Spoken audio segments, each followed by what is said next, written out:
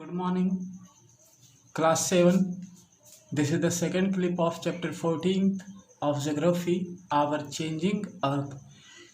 In this chapter, you had read in first clip about the two type of forces of earth, that is endogenetic and exogenetic forces. And you also have known about volcanoes and types of it such as active volcano, dormant volcano and extinct volcano. Along with you known about effects of volcano. The topic of today of this chapter is the earthquakes. So let's start to understand the topic of today. What is an earthquake? Earthquake. An earthquake is a vibration or oscillation of surface of the earth caused by a transient disturbance of the elastic or gravitational equilibrium or the rocks at beneath the surface. Earthquake क्या है? पृथ्वी के surface पे एक vibration है जो पृथ्वी के internal हिस्से में किसी रॉक के इनबैलेंस के कारण क्रिएट होता है। यानी का सिंपल लैंग्वेज में कहा जाए तो अर्थक्वेक क्या है? एक तरह का पृथ्वी का सडन वाइब्रेशन है। सडन जो मूवमेंट होता है उस सडन मूवमेंट को कहा जाता है अर्थक्वेक। तो ये अर्थक्वेक में कुछ पॉइंट्स हैं जो आपको समझना है। जैसा कि आपको यहाँ दिख रहा है, एक है फोकस और दूसरा है एपिसेंटर। तो सबसे पहले फोकस देखिए क्या है। The place where an earthquake originates first is called focus. जिस जगह पे earthquake originate होता है सबसे पहले उसे फोकस कहा जाता है और ये पृथ्वी के इनसाइड में होता है। यानी एक तरह से कह सकते हो ये फोकस जो होता है इनसाइड ऑफ अर्थ, पृथ्वी के इंटरनल हिस्से में होता है और जस्ट फोकस के पैरेलल ऊपर में पृथ्वी के सरफेस पे जो प्लेस होता है और जहाँ फर्स्ट टाइम इस वाइब्रेशन को फील किया जाता है उसे कहा जाता है एपी सेंटर। और ये होता क्या है? ये एक तरह से परपेंडिकुलर होता है। जैसे अगर मान लो कि ये एरिया है और इस जगह पे भूकंप का शुरुआत हुआ है जहाँ फोकस है, तो जस्ट इसका परपेंडिकुलर ये जो सरफेस होगा यहाँ पे पहली बार फील किया जाएगा भूकंप, उसे कहा जाता है एपी सेंटर। तो ये जो भूकंप है इसको मेजर कैसे किया जाता है? तो सवाल ये है कि ये भूकंप मेजर कैसे की जाती है। तो भूकंप को मेजर किया यानी नापने के लिए एक इंस्ट्रूमेंट होता है, उस इंस्ट्रूमेंट को कहा जाता है सिस्मोग्राफ। और ये सिस्मोग्राफ क्या करता है? जो भूकंप के बाद जो ये सिस्मिक वेव्स निकलता है, ये जो सिस्मिक वेव्स जनरेट होता है वो इसी को मेज़र करता है, वेव्स को ही, इसीलिए इसको सिस्मोग्राफ कहा जाता है।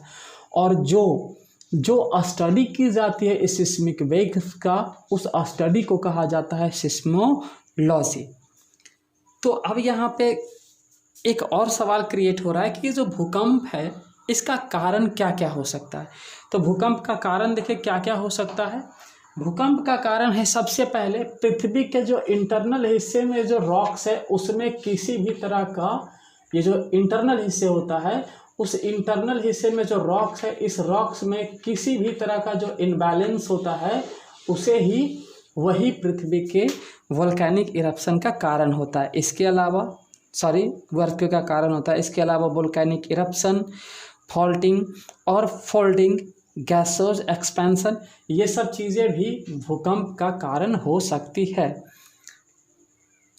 अब यहाँ पे देखना है कि पूरी दुनिया में अर्थक्वेक का कौन कौन सा जगह पे ज़्यादा से ज़्यादा मात्रा में अर्थक्वेक फील की जाती है। तो पूरे वर्ल्ड में ये भूकंप सबसे ज़्यादा फेस की जाती है जहाँ जहाँ यंग माउंटेन है वहाँ वहाँ ज़्यादा, यानी मेन रूप से इंडिया में यंग माउंटेन हिमालय है, वैसे ही दूसरे कंट्रीज़ में भी यंग माउंटेन है।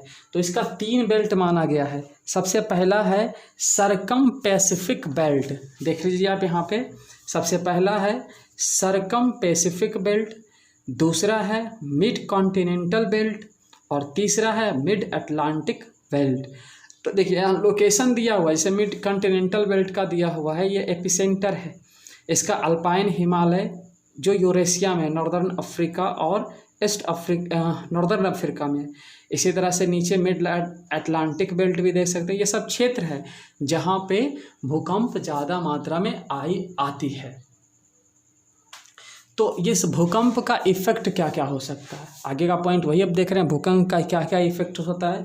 तो भूकंप जब आती है तो भूकंप के वजह से जो हिली एरियाज होती है उन हिली एरियाज में लैंड स्लाइड जैसी घटनाएं देखने को मिलती है, यानी ज़मीन क्या होता है, हिली एरियाज का जो लैंड होता है वो स्लाइड्स करता है। भूकंप के कारण फ्लड भी आता है, बाढ़ वाली सिचुएशंस भी कभी कभी क्रिएट होती है, और भूकंप के कारण ही सुनामी जैसी स्थिति भी कभी कभी क्रिएट हो जाती है।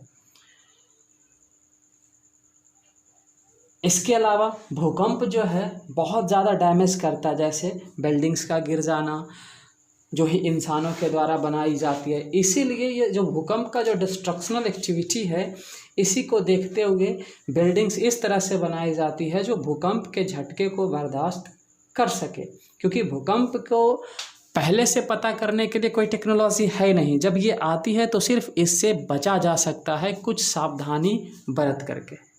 तो वो सावधानी कौन कौन सा है, यहाँ पे हम आपको सावधानी काउंट करवा रहे हैं। यदि आप घर के अंदर हैं तो झट से किसी डेस्क के नीचे, किसी टेबल के नीचे या रूम के कॉर्नर में छिप जाएं। दूसरा, अगर संभव हो तो जितना जल्दी हो सके अपने घर से क्या करें, दूर भागे, या घर के अंदर है तो फर्नीचर, ग्लास विंडो या हैवी मशीन है तो उससे दूर भागे। उस समय एलिवेटर और लिफ्ट्स का इस्तेमाल ना करें। एंड अगर ऐसी स्थिति आए तो आप अपने साथ सेफ्टी किट, कुछ पैसे और दवाई जरूर रखें, और ऐसे भोजन जो जल्दी सड़े नहीं, स्पॉइल ना हो। तो ये सब प्रोटेक्टिव मेजर है जो भूकंप आने पे फॉलो की जा सकती है। इसके अलावा ये जो चैप्टर था यहीं पे कंप्लीट होता है। इसके अलावा इस चैप्टर का आप ऑब्जेक्टिव पे एक बार नज़र डाल लीजिए। ये ऑब्जेक्टिव्स आपका होमवर्क होने वाला है, आप इस ऑब्जेक्टिव्स को होमवर्क के रूप में बनाएंगे। और साथ ही साथ मैं क्या कर रहा हूँ, आपके लिए क्वेश्चन आंसर भी सेंड कर रहा हूँ बना करके हर चैप्टर वाइज 1 से। तो आप उन क्वेश्चन आंसर का फेयर कॉपी तैयार करना भी शुरू कर दें।